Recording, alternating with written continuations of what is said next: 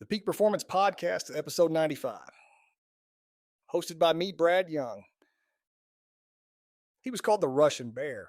He was called the Experiment. He was called simply Unstoppable. For 13 years, Aleksandr Karelin did not lose a single international match in Greco-Roman wrestling. He won 3 Olympic gold medals. He won 9 world championship titles. He won 12 European championship titles in a row. And he did all of this by developing a physical and mental system so complete, so disciplined, and so far ahead of its time that sports scientists are still studying him today. In this episode, we're going to break down exactly who Aleksandr Karelin was, how he trained, what he ate, how he recovered, and what his dominance can teach every one of us about becoming a peak performer, no matter our age, our starting point, or our sport.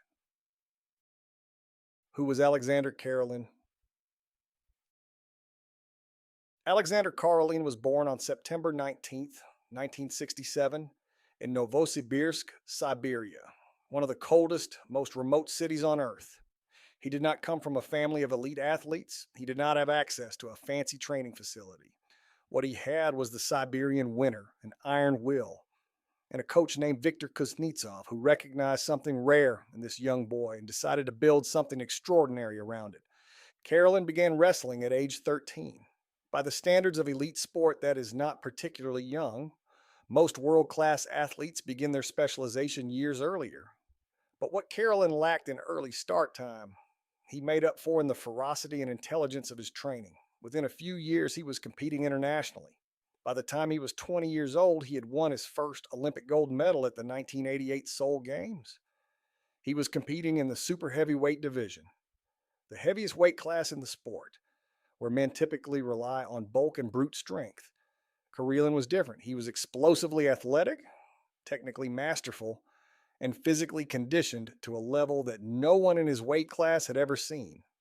Between 1987 and 2000, Karelin went undefeated in international competition for 13 years. Let that number settle in. 13 years of competing against the best wrestlers in the world, traveling across continents, managing injuries, managing fatigue, managing the pressure of representing the Soviet Union, and then Russia on the world stage, and never losing. It is one of the most remarkable athletic achievements in all of recorded sports history. The signature move that defied physics. To understand Karelin's dominance, you have to understand one technique that became so associated with him that it was eventually named after him.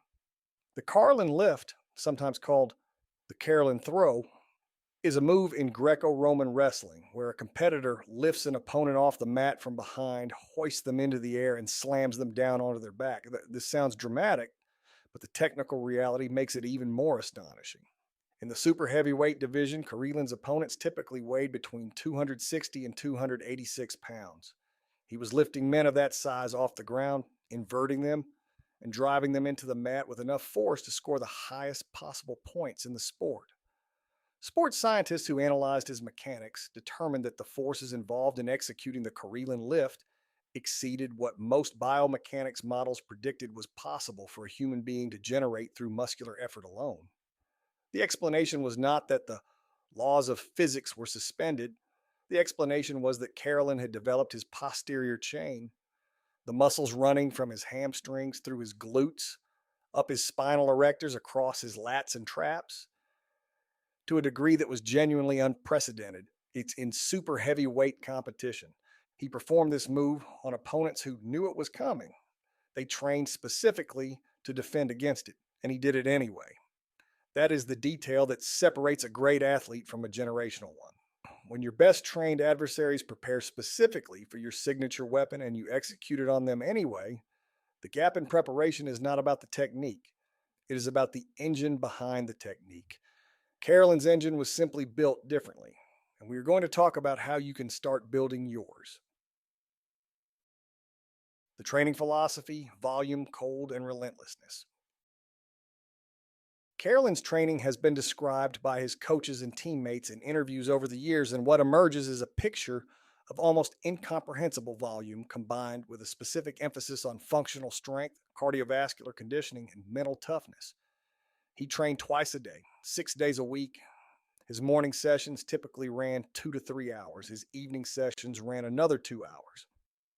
That is approaching 30 to 35 hours of structured training per week at peak preparation periods, a number that would be career ending for most athletes who attempted it without the proper progression, recovery, and nutritional support that Karelin's system demanded.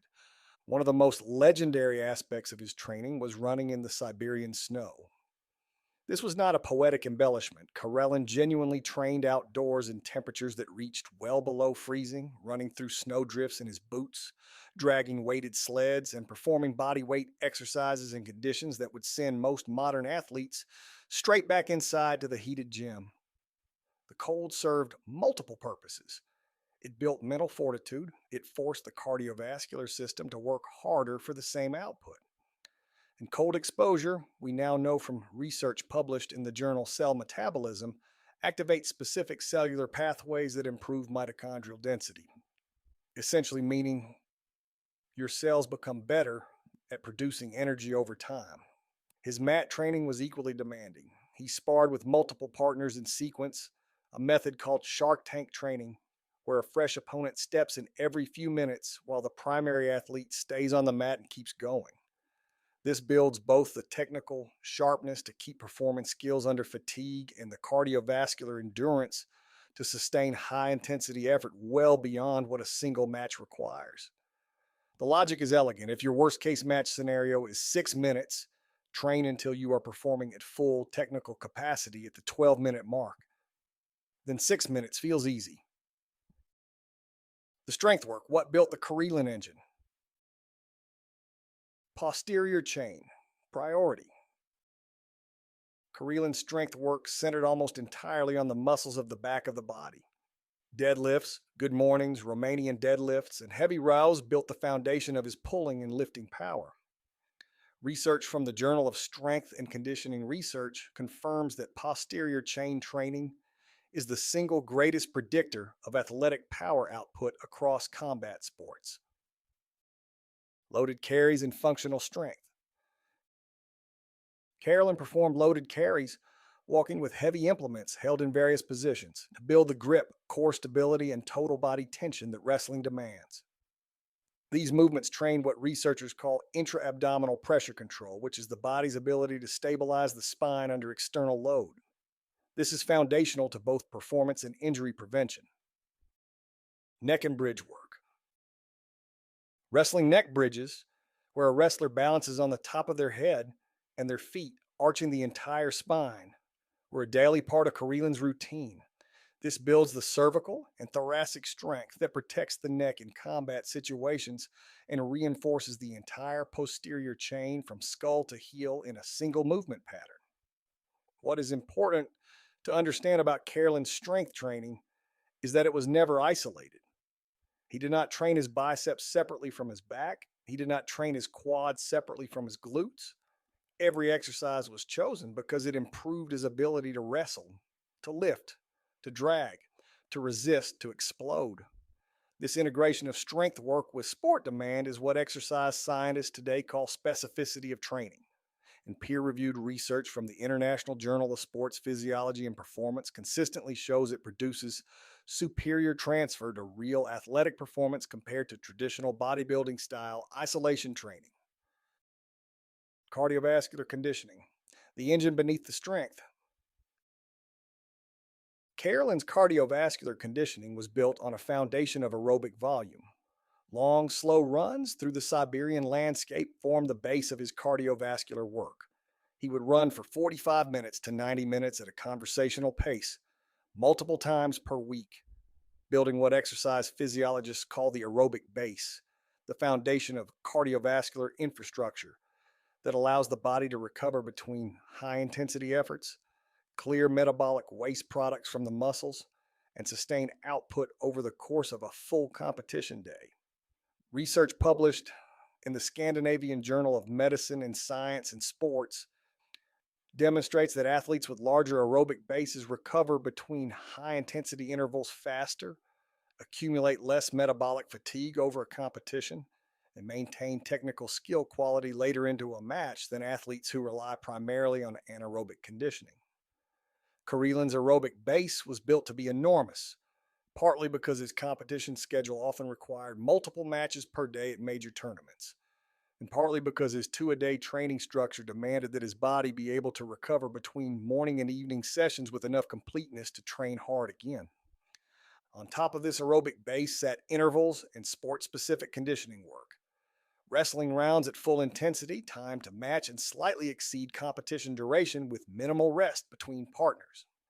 This high-low training structure, long aerobic work below the lactate threshold combined with maximal effort sport-specific work well above it, is now considered the gold standard in elite endurance and combat sport development, and Karelin was doing it by instinct and coaching wisdom decades before the peer-reviewed literature caught up to explain why it worked.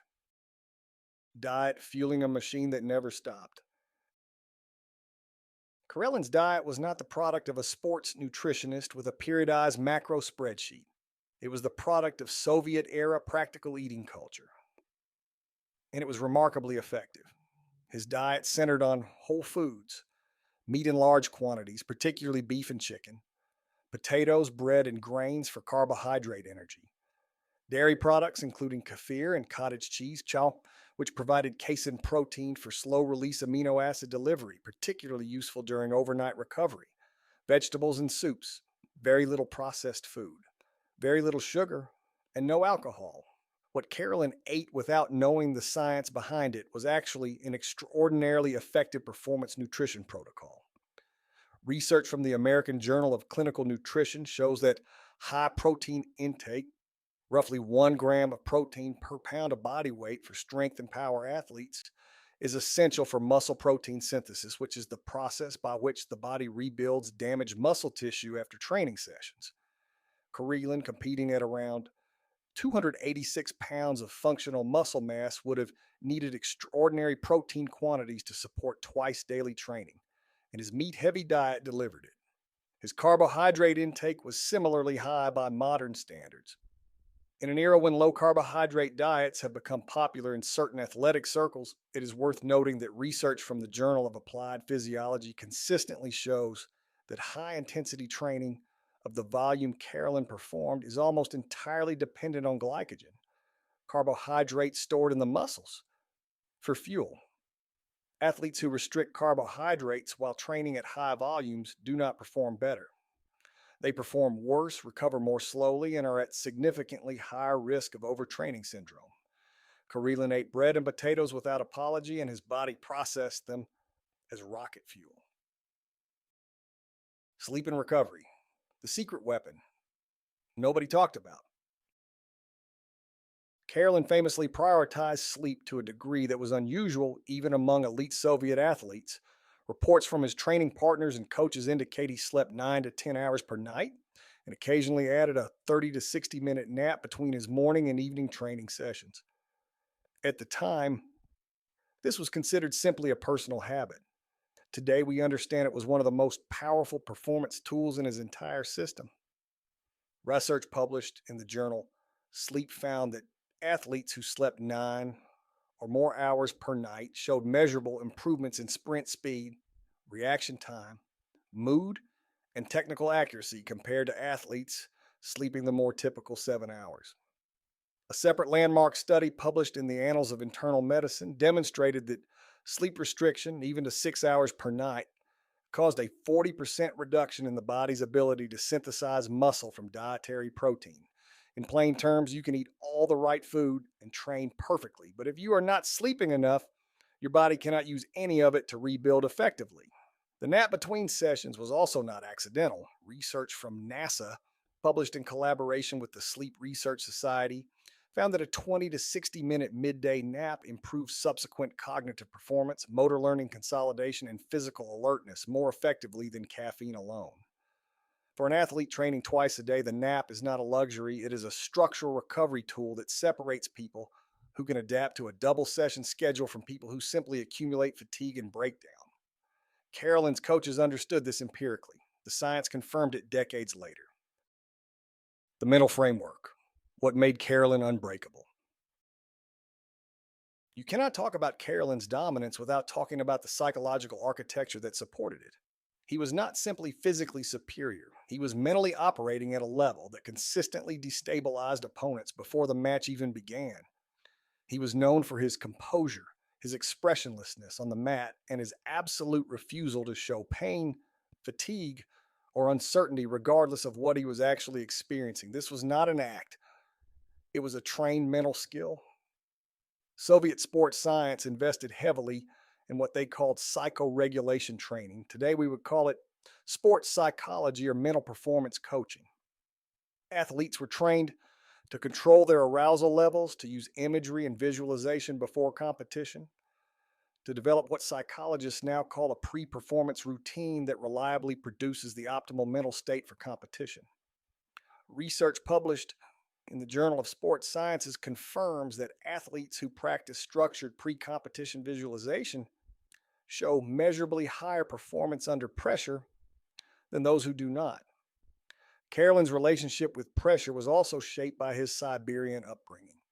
Growing up in conditions of genuine physical hardships, of extreme cold, limited resources, demanding physical labor, Guido had calibrated his stress response system differently than athletes raised in comfort. Research from the field of stress inoculation published in the journal Psychoneuroendocrinology shows that controlled, progressive exposure to physical hardship builds what scientists call stress resilience, the ability to perform cognitively and physically under conditions that would impair a less inoculated nervous system. Karelin had been stress inoculating since childhood without knowing the term for it. By the time he reached international competition, genuine hardship could not rattle him because he had already lived through conditions far harder than any wrestling match. 13 years undefeated, breaking down the dominance. 1988, Seoul Olympics. First Olympic gold medal at age 20. The world meets the Russian bear. 1989 to 1991, 3 consecutive world championship titles. No opponent comes close to a loss. 1992, Barcelona Olympics. Second Olympic gold. Wins despite competing through significant physical injury. 1994 to 1999, continues world and European championship dominance. 0 international losses. 1996, Atlanta Olympics. Third consecutive Olympic gold medal. Cements his status as greatest of all time. 2000, Sydney Olympics. First international loss in 13 years to American Rulon Gardner. The streak ends at 887 matches. What makes the 13-year unbeaten run particularly remarkable is the context in which it occurred. Karelin was not competing in a minor sport with limited global participation. Greco-Roman wrestling, at the super heavyweight level, draws competitors from nations with deep, centuries-old wrestling traditions. Russia, Iran, Turkey, Georgia, Cuba, and across Eastern Europe. These nations produce wrestlers through intensive lifelong development programs. Every single opponent Karelin faced had dedicated their life to defeating him. And for 13 years, none of them could. What Karelin's story tells us about aging. Here's where Karelin's story becomes personal for every one of us who is not a professional wrestler. Because what the science of his training reveals is not just how to become a world-class combat athlete. It reveals how to dramatically slow the biological processes that we associate with aging. And the overlap between the two is stunning. The primary mechanisms of what we experience as aging, muscle loss, reduced cardiovascular capacity, cognitive decline, metabolic slowdown, loss of bone density, increased inflammation, are all meaningfully addressed by the training methods Karelin used. Research published in the New England Journal of Medicine demonstrated that progressive resistance training, particularly the kind that loads the posterior chain through full ranges of motion, is the single most effective intervention for reversing sarcopenia, which is the age-related loss of muscle mass. Karelin's training was designed to build the most powerful posterior chain possible. The side effect of that training is that it also aggressively counteracts the most debilitating aspects of biological aging. His cardiovascular base work, the long, slow aerobic runs, translates directly to what longevity researchers call VO2 max preservation. Research published in the journal Circulation found that cardiorespiratory fitness, measured by VO2 max, is a more powerful predictor of all cause mortality than smoking, diabetes, or heart disease. Every decade of adult life, VO2 max declines by approximately 10% in sedentary individuals. Consistent aerobic training cuts that decline in half, and in some cases reverses it entirely in older adults who begin training after decades of inactivity. Karelin's decades of aerobic base work were not just performance tools, they were longevity medicine. His sleep discipline, his whole food high protein diet, his cold exposure training, his stress inoculation, each of these maps precisely onto interventions that peer reviewed longevity research now identifies as central to healthy aging. Karelin was not trying to live longer, he was trying to win wrestling matches. But the same system that made him the greatest wrestler in history turns out to be one of the most powerful anti aging protocols ever documented in an actual human being. And that is the insight this episode is built around: the science of building muscle after 40. One of the most damaging myths in popular fitness culture is that building significant muscle becomes impossible after a certain age. This is not true. It is not even approximately true.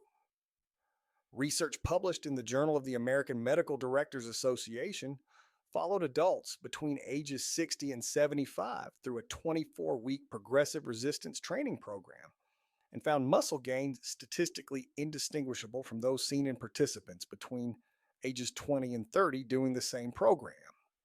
The mechanisms of muscle protein synthesis remain functional well into advanced age. What changes is the efficiency of the stimulus needed to trigger them. Older adults require slightly higher protein intake per meal and slightly greater training volume to achieve the same anabolic response as younger adults. But the process works. The system is not broken. It simply needs a stronger input. Karelin's training model provides that stronger input in spades.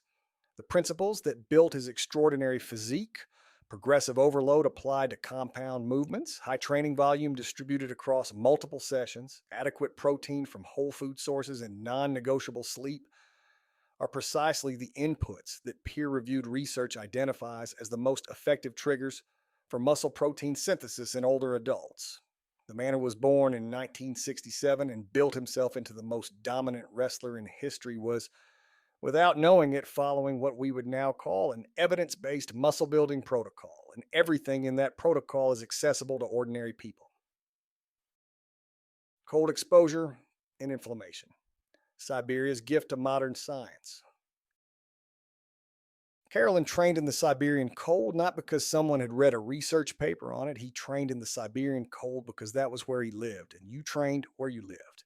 But the body level effects of that cold exposure have now been studied extensively, and what the research shows is remarkable.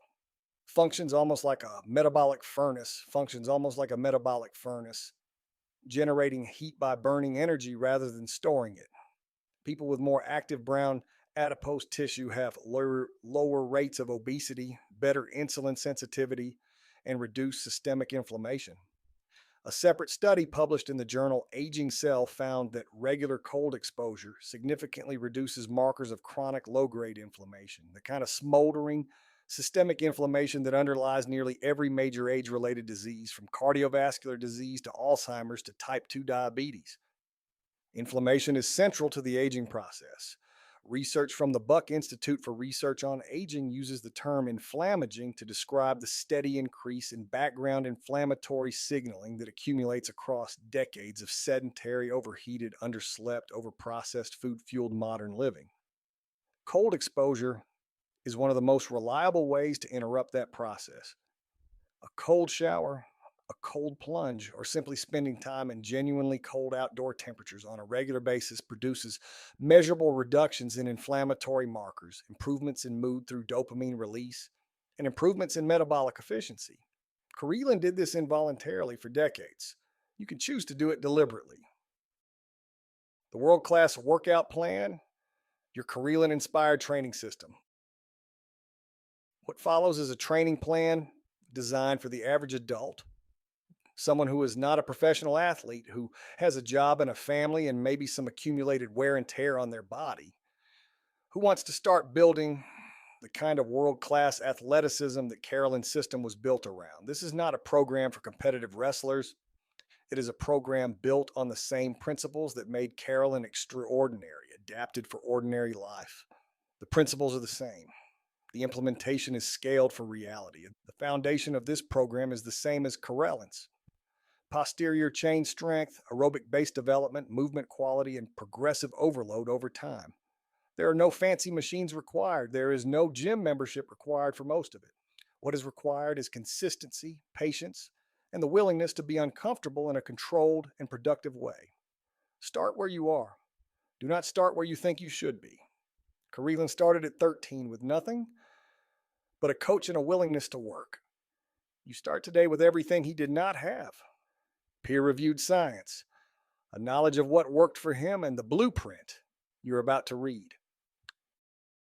Phase 1, building the foundation, weeks 1 to 8. Monday and Thursday, strength training. Perform these exercises in sequence. Romanian deadlift using dumbbells or a barbell, 3 sets of 8 to 10 repetitions. Push-up variations scaled to your current level.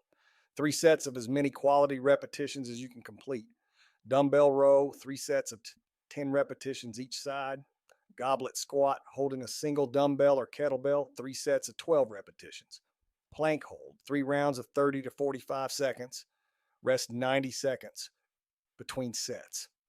The goal in this phase is not maximum weight. The goal is learning the movement patterns with perfect form and building the connective tissue resilience that supports heavier training later. Tuesday and Saturday, aerobic base work. Walk briskly or jog at a pace where you can hold a full conversation without gasping. Do this for 30 minutes in week 1, adding 5 minutes each week until you reach 60 minutes by week 7. This is your aerobic base development, the foundation of Karelin's cardiovascular engine. Do not make this harder than it sounds. The science is clear. Slow is the fast track to a large aerobic base. Research from the Norwegian School of Sports Sciences showed that 80% of elite endurance athletes' training volume is performed at this easy conversational pace. Resist the urge to push harder. Let the volume do the work. Wednesday, active recovery and mobility. 20 to 30 minutes of gentle movement.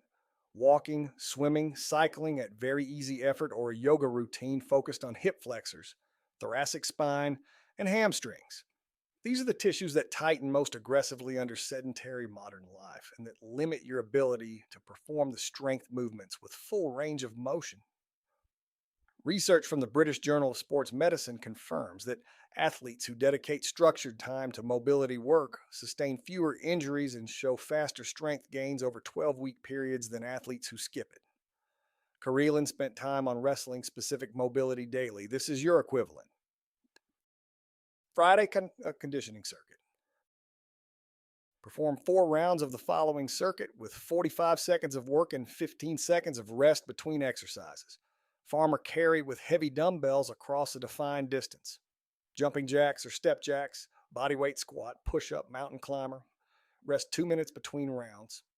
This circuit builds the kind of total body muscular endurance and cardiovascular conditioning that Karelin's Shark Tank training produced. The ability to keep working when everything in you wants to stop. That quality developed progressively is one of the most valuable physical adaptations a human being can build. Phase 2, building strength and intensity, weeks 9 to 20. Strength days Monday and Thursday. Progressive overload. Deadlift or trap bar deadlift, working up to 3 to 4 sets of 5 to 6 repetitions at a challenging weight. Weighted push-up or dumbbell bench press, 3 sets of 8.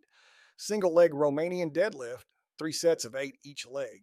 Pull-up or assisted pull-up or lat pull-down, 3 sets of as many quality repetitions as possible. Bulgarian split squat with dumbbells, 3 sets of 10 each leg. Farmer carry, 4 sets of 30 to 40 meters with the heaviest weight you can handle while keeping your spine tall. Add small amounts of weight to each exercise every 7 to 14 days. This is progressive overload. the most fundamental driver of strength adaptation and the same principle that built Karelin's freakish posterior chain. Aerobic days, Tuesday and Saturday, expanding the engine. Continue your conversational pace. Aerobic work now aiming for 50 to 65 minutes per session. Once per week, replace one of these sessions with a moderate effort run or bike where you push slightly harder. Be fast enough that you can speak in short sentences but not a full conversation. This is called threshold training. And research from the International Journal of Sports Physiology and Performance shows it significantly improves the pace at which you can sustain aerobic effort, which directly improves recovery speed between hard efforts in every athletic context. Friday conditioning, adding complexity. 5 rounds of a more demanding circuit. Kettlebell swing or dumbbell deadlift jump, 15 repetitions. Push up to downward dog, 10 repetitions.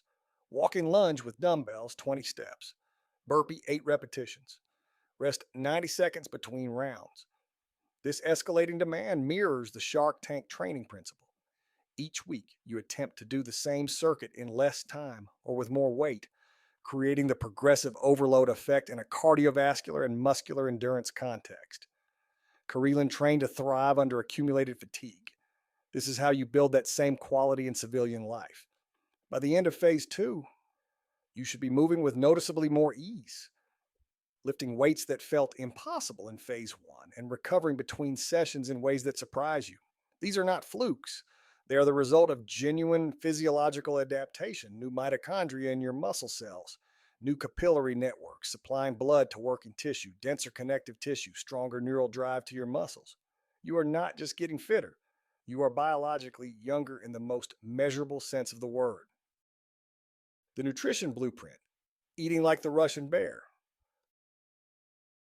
The nutritional principles underlying Karelin's performance diet are straightforward to implement in a modern context.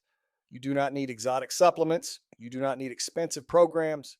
You need sufficient protein, sufficient carbohydrates, sufficient vegetables, and the discipline to eat consistently rather than perfectly. Protein, the non-negotiable. Aim for roughly 1 gram of protein per pound of your target body weight per day. For most active adults, this means somewhere between 130 and 200 grams of protein daily, distributed across 4 to 5 meals or eating occasions rather than trying to get it all in 1 or 2 sittings. Because research from the Journal of Nutrition shows that muscle protein synthesis is maximized by spreading protein intake across the day rather than concentrating it. Best sources: eggs, chicken, beef, fish, Greek yogurt, cottage cheese, and legumes. Carbohydrates, not the enemy. Eat carbohydrates.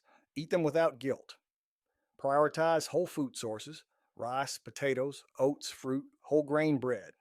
Time your largest carbohydrate servings around your training sessions, in the 2 hours before and in the meal immediately following. Research from the International Society of Sports Nutrition confirms that carbohydrate intake around training significantly improves performance, reduces muscle breakdown during the session, and accelerates glycogen resynthesis afterward. Karelin ate bread and potatoes. So should you. Vegetables and anti-inflammatory foods. Fill 1/3 to 1/2 of every plate with vegetables. Prioritize dark leafy greens, cruciferous vegetables like broccoli and cabbage, and colorful vegetables like peppers and carrots. These foods are dense in polyphenols and plant compounds that research published in the journal Nutrients identifies as powerful reducers of exercise-induced inflammation, accelerating recovery between sessions. Add berries, olive oil, and fatty fish like salmon or sardines for their omega-3 fatty acid content, which research from the American Journal of Clinical Nutrition links to reduce muscle soreness, improve brain function, and lower cardiovascular disease risk.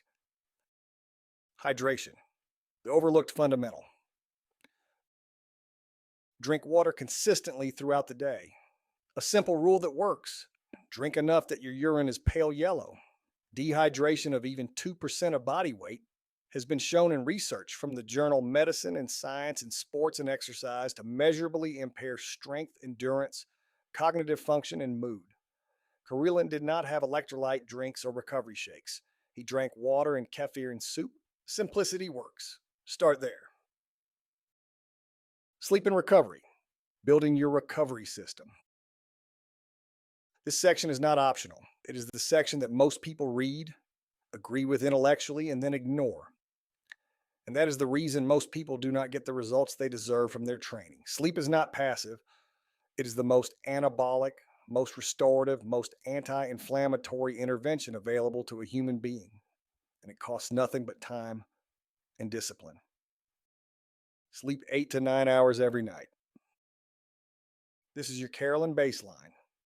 Research from the journal Sleep Medicine Reviews found that athletes sleeping 8 to 9 hours showed 20% greater gains in strength and muscle mass over 12 weeks compared to athletes sleeping 6 to 7 hours on identical training programs. The extra sleep is not making up time. It is the time when growth hormone peaks, muscle protein synthesis occurs, and the nervous system consolidates motor learning from the day's training. Keep consistent wake times. Go to bed and wake up at the same time 7 days a week, including weekends.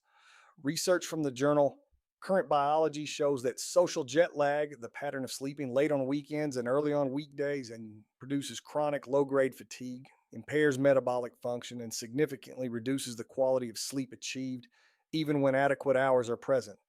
Consistency of sleep timing is as important as total sleep duration. Optimize your sleep environment. Keep your bedroom cool, between 65 and 68 degrees Fahrenheit. Make it as dark as possible. Remove screens from the room. Research from the National Sleep Foundation confirms that temperature reduction triggers the biological sleep onset mechanism more reliably than any supplement or sleep aid. Your core body temperature needs to drop by 1 to 2 degrees Fahrenheit to initiate deep sleep stages. A cool, dark room is Karelin's Siberian bedroom. Translated to your home. The strategic nap. If your schedule allows it, a 20 to 30-minute nap between your two hardest efforts of the day produces measurable improvements in subsequent performance. If a true nap is not possible, even 10 minutes of quiet, non-screen rest between sessions reduces cortisol levels and improves the quality of the subsequent training session. Research from the journal Chronobiology International confirms that brief midday rest reduces inflammatory markers and improves both physical and cognitive performance in the afternoon compared to continuous wakefulness. The cold exposure protocol, your Siberian edge. You do not need to move to Siberia to capture the benefits of Karelin's cold exposure training. What you need is a daily cold shower, and if you have access to one, a cold plunge or ice bath once or twice per week. The protocol is simpler than most people expect, and the barrier is entirely psychological, which is, of course, part of the point. Start your cold shower practice by ending your regular warm shower with 2 minutes of cold water, not lukewarm. Cold as your tap will deliver. In the first week, this will feel deeply unpleasant. By the third week, it will feel bracing and energizing. By week 6, research from the journal Neurochemical Research suggests your dopamine levels will have adapted to produce a sustained elevation of roughly 2.5 times baseline following each cold exposure, lasting for several hours afterward. This dopamine response is one of the reasons people who adopt cold exposure practice consistently report improved mood, focus, and motivation throughout the day. Karelin got this effect from his Siberian training environment. You get it from your shower. For cold plunges, aim for water between 50 and 59 degrees Fahrenheit and stay in for 2 to 4 minutes. Research from the journal PLOS ONE found that cold water immersion at this temperature and duration significantly reduced markers of muscle damage and inflammation following resistance training compared to passive rest, and produced faster subjective recovery of performance capacity. Do your cold plunge after training, not before. Research suggests cold exposure before training blunts some of the signaling cascades that drive training adaptation. After training, it accelerates recovery without compromising adaptation. Timing matters. Your peak performance action plan starting tomorrow. Commit to 8 hours of sleep tonight before you change your training. Before you change your diet, before anything else, fix your sleep. Set a consistent bedtime that allows 8 to 9 hours before your alarm. Cool the room. Dark the room. Put the phone in another room. Do this for 2 weeks before adding anything else. Research from Stanford University found that sleep extension alone, with zero changes to diet or training, improved athletic performance metrics across every category measured. This is your free upgrade. Add a cold finish to your morning shower. Tomorrow morning, end your shower with 2 minutes of cold. Do not negotiate with yourself about it. Do not turn the cold on gradually. Turn it to cold and stand in it. This single daily practice, done consistently, will shift your relationship with discomfort in ways that transfer to every hard training session, every difficult moment, and every time you want to quit something important. Karelin was inoculated against discomfort by Siberia itself. You inoculate yourself with your own willingness. Begin phase 1 of the training plan. Start with Monday and Thursday. Strength sessions on Tuesday and Saturday, aerobic base walks. That is 4 sessions in the first week. Not 6, not 10, 4. Done consistently with good form and appropriate intensity. The research on adherence published in the journal Health Psychology shows that starting with a sustainable volume and building gradually produces dramatically higher 12-month adherence rates than starting at maximum volume and burning out by week 4. Progress beats perfection every time. Restructure. 1 meal per day. Around protein. You do not have to overhaul your entire diet overnight. Start by making 1 meal per day, ideally breakfast, protein-centered, 4 to 5 eggs, or Greek yogurt with fruit, or leftover chicken with rice. Hit 30 to 40 grams of protein in that 1 meal. Research from the journal Cell Metabolism found that a high-protein breakfast reduces appetite, improves body composition, and stabilizes blood sugar across the entire day compared to a carbohydrate-heavy breakfast. 1 meal changed. That is the first domino. Spend 10 minutes daily on the ground. Sit on the floor. Move around on the floor. Do hip flexor stretches, thoracic rotations, and hamstring lengthening on the floor. Research published in the European Journal of Preventive Cardiology found that the ability to sit and rise from the floor without using hands correlates strongly with all-cause mortality risk. Getting to and from the floor is a proxy for overall functional mobility and strength. Karelin moved his body through full ranges of motion every single day. Your 10 minutes on the floor is the beginning of reclaiming that quality. Aleksandr Karelin did not have a shortcut. He had a system built on sleep, cold, hard work, whole food, and an absolutely uncompromising relationship with discomfort and consistency. He was not trying to beat aging. He was trying to beat every wrestler on the planet. But the same system that made him the most dominant combat sports athlete in recorded history turns out to be one of the most powerful tools for long, strong, capable, vibrant human life ever documented in practice. The Russian bear trained that way to win gold. You train that way to feel extraordinary at 50, 60, 70, and beyond. Start tomorrow. Start simple. Start. This episode was produced by Brad Young and the Peak Performance Podcast team. None of the information in this episode constitutes medical advice. Consult your physician before beginning any new training or nutritional program, particularly if you have existing health conditions or have been sedentary for an extended period.